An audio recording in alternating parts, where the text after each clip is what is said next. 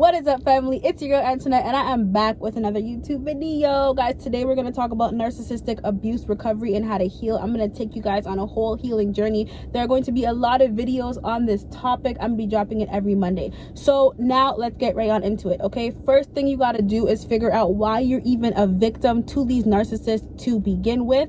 Why are you somebody that people believe they can walk all over? Why are you somebody people think that they can control? Why are you like this? I had to ask myself, I look myself in the mirror and I'm like, why are you like this? Why are you like this? So you gotta do that today, okay? Look yourself in the mirror and say, why are you like this? For me, I lost my mom at 17. She was tragically taken away from myself and my family, and I went from being extremely confident, you can't manipulate me, this man can't do this to me, that man can't, to just being so vulnerable and giving my all. And I went from somebody who, thought I had everything I needed within myself to someone that was seeking love and acceptance from somebody else, because I didn't really get love and acceptance from what I know from my mom. And her passing was oh my gosh, she passed away, and I never really got to feel the love that I wanted to feel from her, and now I'm never going to feel it because she passed away. So because I'm never going to feel it, now I'm going to go out and I'm going to look for it within other people who could give it to me because I never got it from her. That is what caused me to be a perfect victim for a narcissist. One thing I could say is you will heal, you will get over this, and yeah, we're going to talk about all that. So first things first, how to even spot a narcissist and know them when they're around you. Just so you guys know, it's very hard to spot a narcissist before they actually come in and destroy your life, and that is because they are pros at this. I believe that they were born to do this. We have to go through certain lessons and things in our life to make us a better person and just give us the confidence that we need to push forward. Now, some people have the strength to overcome, and some people just they have it, but they do not know that they have it. I'm here to tell you that you have it, and I'm gonna help you find it, and we are going to do it together, okay? So first things first, they come in and they are the perfect person. So me, for example, I'm looking for that perfect motherly role, that perfect figure. So they come in and they're just they do everything for you. They tell you they love you. They'll give you hugs and kisses, because you know that if you're a victim of narcissistic abuse, we like emotion. We're very emotional, and we like affection. We like people to be all over us. We seek validation from other people because we're not strong enough to validate ourselves, and that's a fact. So we look for that within them, and they know this, so they give it to you for maybe 2-3 weeks, sometimes maybe 3 months, and then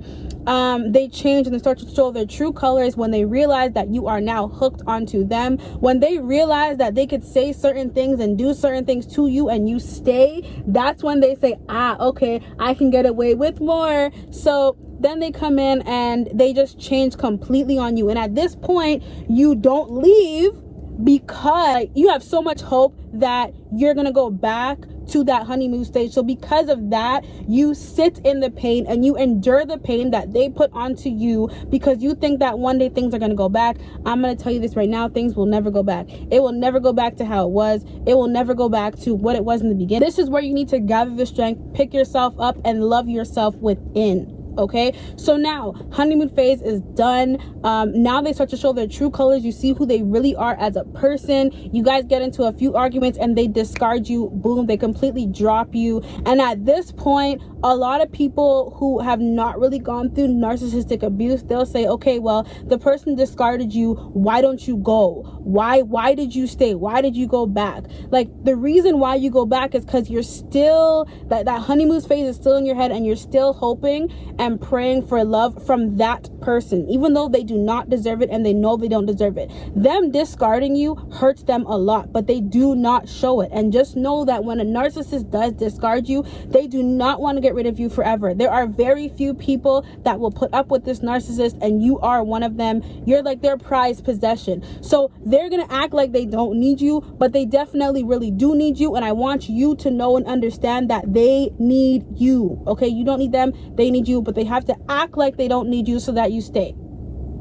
So anyways, they discard you, they give you the silent treatment, and then in a few days they hit you with some lovey-dovey stuff or some jokes, and then you end up going back because you're just not strong enough to stand on your own feet. And during this healing journey, during these videos, I'm going to teach you how to stand on your own feet and be strong. I need you to understand every single day that you are important, that this person is preying on you because they understand that you are worth a lot, This person is preying on you because they know within themselves that they are never going to find anybody as good as you on this earth. I don't care how many times they discard you. I don't care what they say to you and hurt your feelings. They're only doing that because they know you are not going to leave them.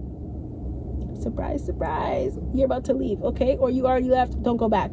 So that's the only reason why they say horrible things to you. They know that on a spectrum of, like, you know, good people, bad people, you are above them, but they have to act like they are above you. So they will make you doubt yourself. They'll use manipulative words. They will tell you that you're not good enough. They'll make you think that you have like a disorder, like something is wrong with your head, like you're not all there. And when you express yourself to them, when you tell them how they make you feel, they turn it on you and say you are too emotional, or something is wrong with you, or you're crazy. I want you to know today that you are not crazy. They are. But they have to portray their faults onto you in order for you to stay. So don't play into their games. Do not play into their games. Don't play into the mind games they play. And honestly, we're gonna go so much into this, guys. There's a part 2, 3, 4, 5, 6, 7, 8, 9, 10 coming, because narcissists, they do so much to belittle and to hurt people like you and I. And it's really time for us to just stand up and speak on what they do, okay? And just not care about how they feel, because that's another thing. As an empath, we care so much about how narcissists feel that we're willing to put our own feelings aside. It doesn't matter how we feel, it matters how they feel. So you will sit there and you will feel like crap all day, but as long as they're happy, that's all that matters. That is not how you need to live. You have to love yourself first. When you master self-love, you will now start to attract people who don't actually want to use you, who are not narcissists and do not want to step all over you. You will attract people who actually love you for you because you love yourself. You attract what you are. If you literally deep down do not like yourself, if you hate yourself, you're going to attract people that do not respect you. And that's just how it is. You attract what you put out into the universe. So when it comes to narcissist abuse and recovery, you have to now find yourself. Who are you? Okay, because another thing that we do as empaths is we want to do whatever the narcissist wants us to do. If they want you to cut off your family and friends, you do it. And the only reason why they do that, by the way, it is to isolate you, so that when you feel like leaving, when you feel like breaking down, you have nobody else to turn to but them. So when they tell you, leave this person, that person, this person's iffy, that, and we trust them so much because we think they have our best interests at heart. When they tell you to cut people off, it's just so that you have nobody else but them to go to when shit hits the fan, okay? When you cut off all your friends who are actually there for you, okay, and something's happening, the only person that you could call is them. And that is exactly what they want, and which is why you need to keep people around you that love you genuinely. Keep those people around you that have only shown you that they care for you, because one day you are going to get the courage to leave, and if you have left, you're going to need a support system and people to back you and keep you on the right track. Don't fall victim to the cut this person off, that person. Oh, I had a dream about this I used to get that. Oh, Antoinette, like, I had a dream about this person. You need to watch your back. You need to be careful. Whole time, you probably didn't even have a dream. You're just planning out to isolate me and be the only person in my life so that I can only go to you.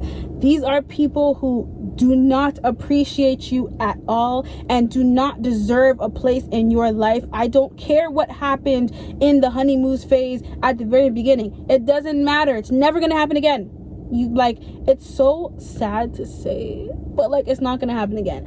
What you experienced when you first met this person was not them, and that's what we have to understand as empaths. Okay, you have to understand that people are very good actors, they are very good manipulators, they are very good liars, and they will do whatever it takes to get you wrapped around their finger. So we are going to go through a complete healing process to get over these narcissists, blood energy sucking losers. Okay, we are going to go through this whole process to get over them, because you don't deserve it, I didn't deserve it, and nobody that is truly a good person deserves to be abused. As a matter of fact, I wouldn't even wish narcissistic abuse on my worst enemy.